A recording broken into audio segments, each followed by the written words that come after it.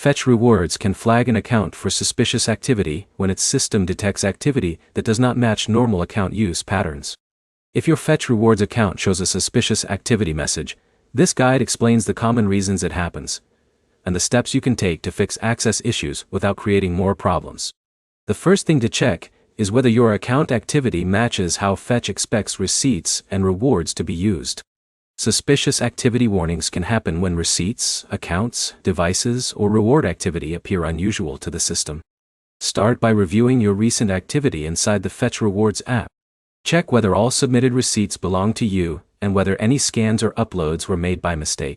If you use multiple devices, make sure you are signing into the same account consistently.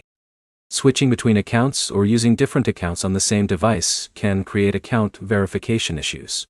Another step is to update the Fetch Rewards app. An outdated app version can cause account features to behave differently, so install the latest update available through your device app store. If your account is still flagged, avoid repeatedly submitting the same receipt or making repeated attempts to redeem rewards. Extra attempts can make it harder for the system to verify what happened. You should also check that your account information is accurate.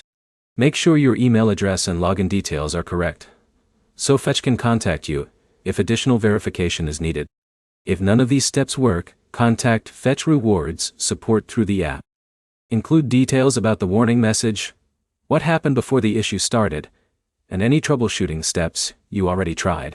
Avoid creating a new account to bypass the warning.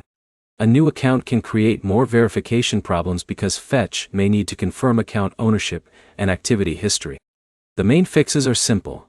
Review your receipt activity, keep your app updated, use one account consistently, and contact support if the warning remains.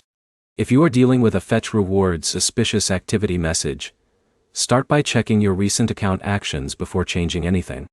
That gives you the best chance of resolving the issue quickly.